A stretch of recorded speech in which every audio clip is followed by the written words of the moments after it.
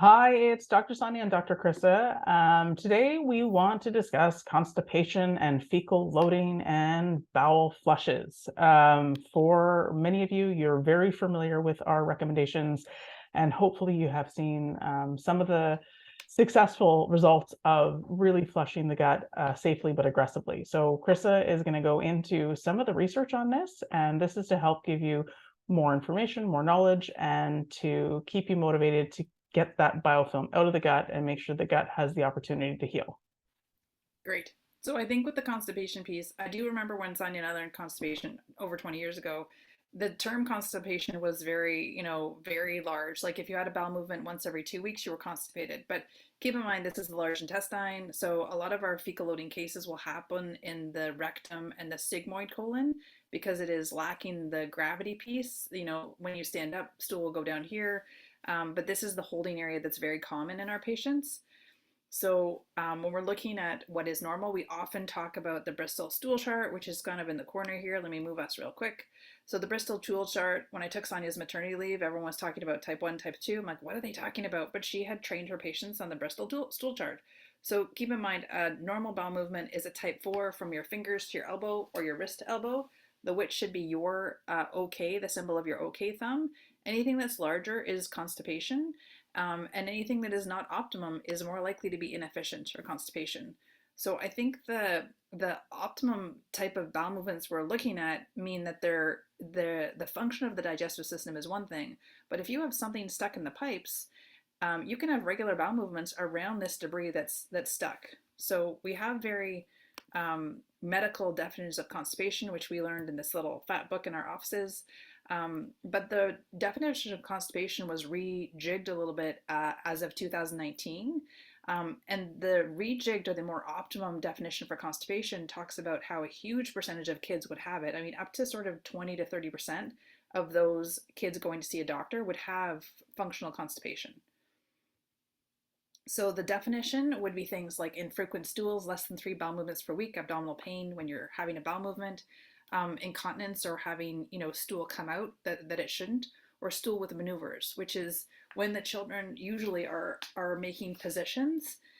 That's actually a clinical sign of constipation. Sonia talks a lot about the kids that lean on their parents or lean on beds or lean on chairs.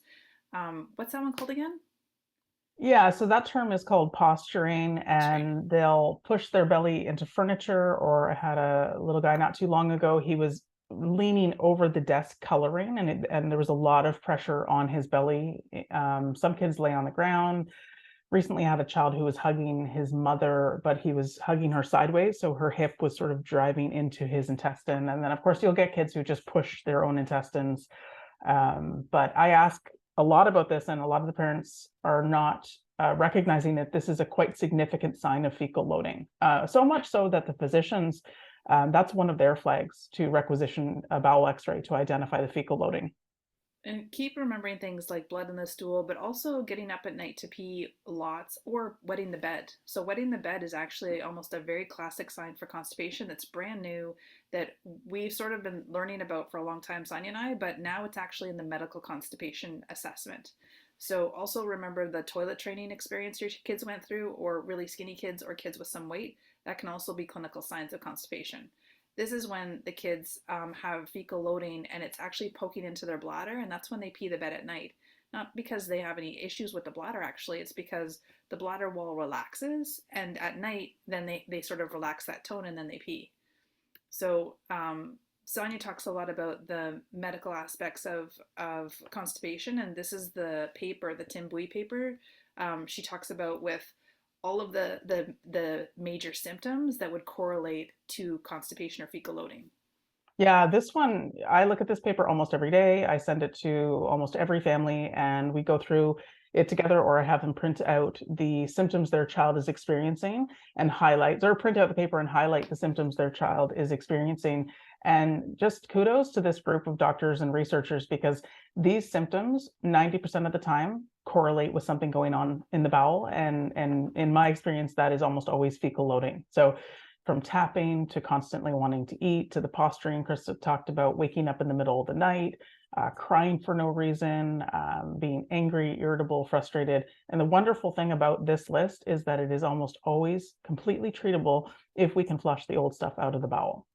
Can you do that that cry that you picked up, that like the type of cry that you can hear in the office, and you know for sure it's fecal loading? Yeah, I mean, I'd say I leave 100% to a higher power, but 90+% of the time, if I hear verbal stimming, that's like, and keep in mind it's going to be louder than what I'm going to do here, but it's like this kind of sound, that is almost always something stuck in the gut. It is very medical, it's very treatable.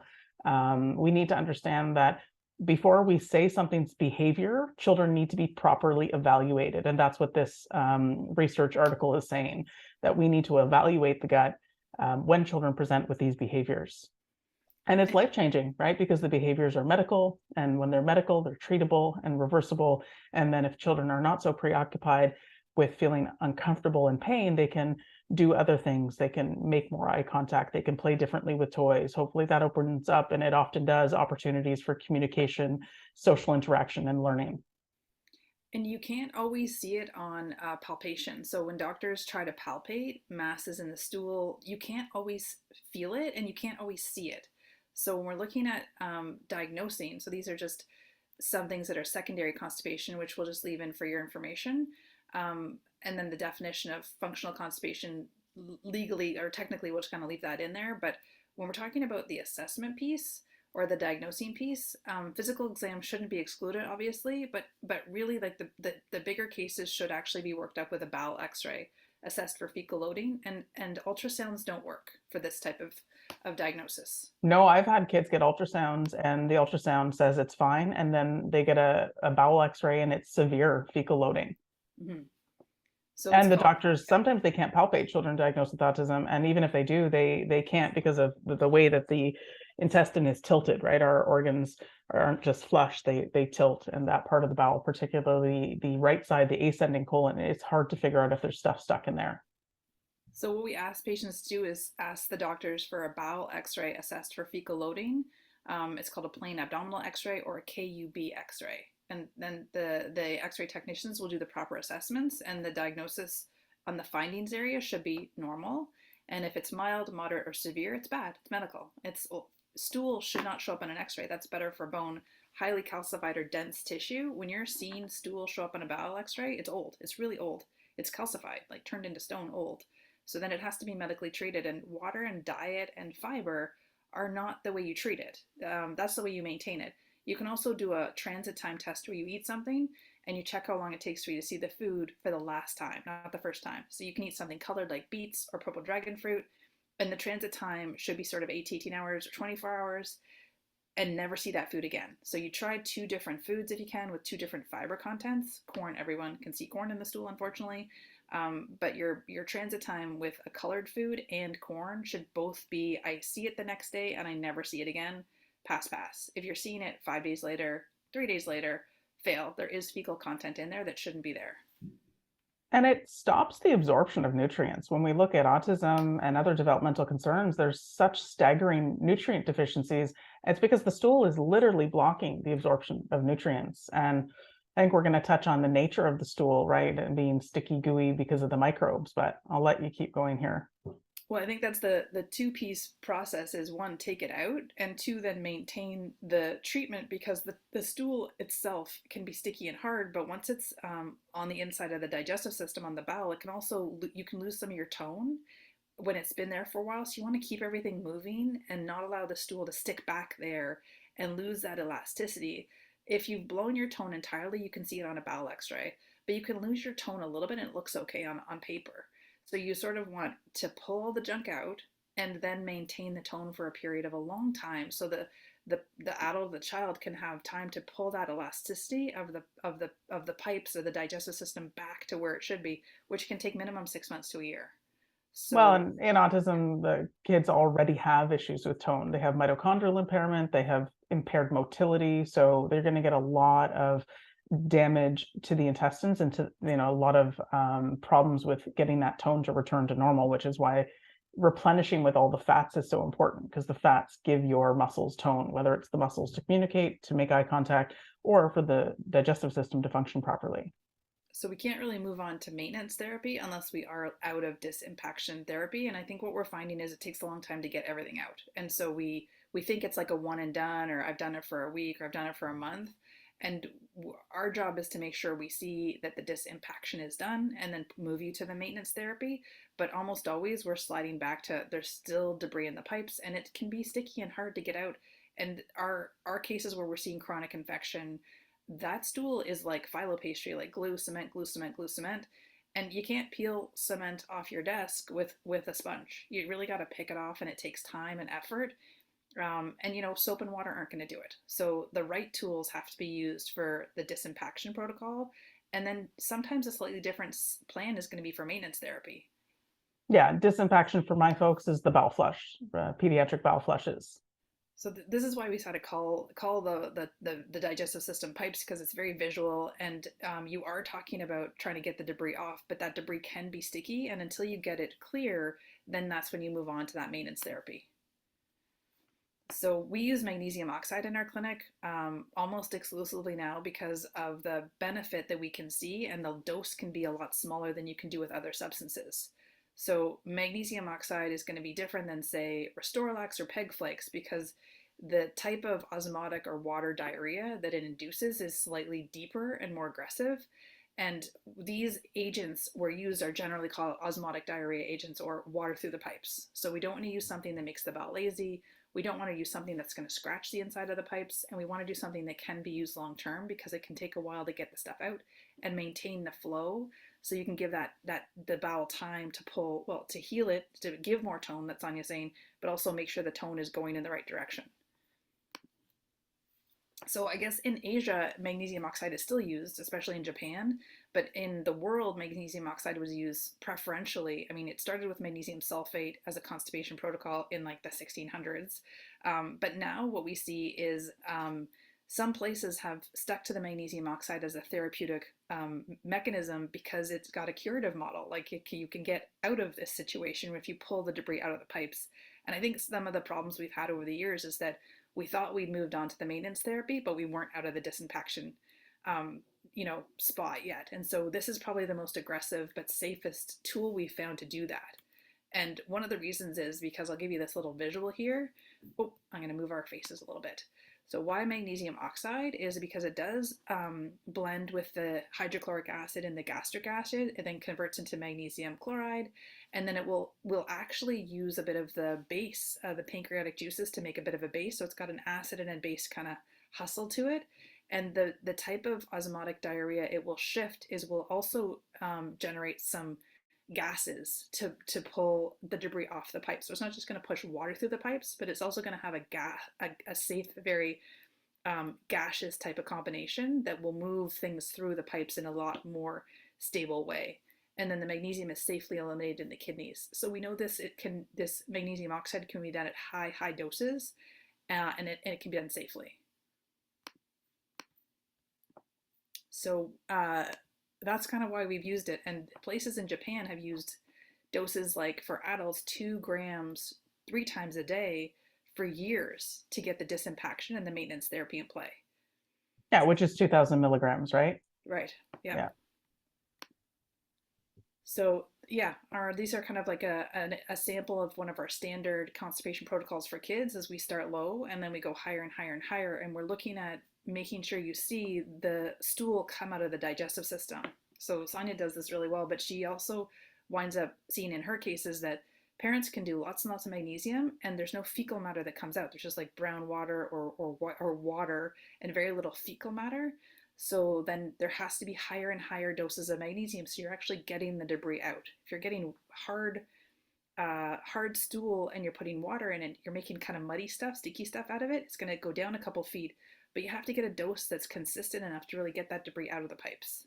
Yeah, and this handout is the softening. So this is what you would do daily in the morning and before bed to keep softening the stool, but not turn it to diarrhea. And then when you do the pediatric bowel flush or the bowel flush for adults, then it's much more likely to come out. So the daily magnesium, the goal is to soften but not create diarrhea, and then do that daily until it's a high dose magnesium day. Ideally, you're doing magnesium oxide, and then you're turning the actual stool as much as you can to to water. And then with the gas, the gas that gets produced with the chemistry Krista just went through and the flushing, then you can see all kinds of stuff come out. Like I could for hours sit here and tell you things that parents have reported, from mucus to old snail, sticky, gooey stuff, hard, dry balls, stuff that sticks to the toilet, stuff that looks more like bark than stool, just straight up mucus.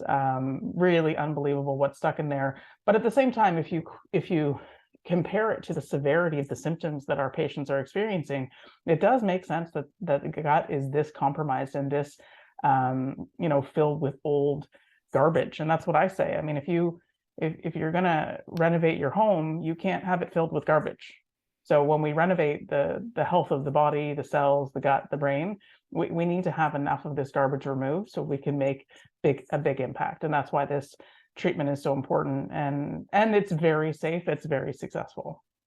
This is our sample of our clear out protocol, and we fill it in based on a child or an adult or the weight or the severity of the bowel x-ray, and sometimes also the patients, right? Like what their symptoms are.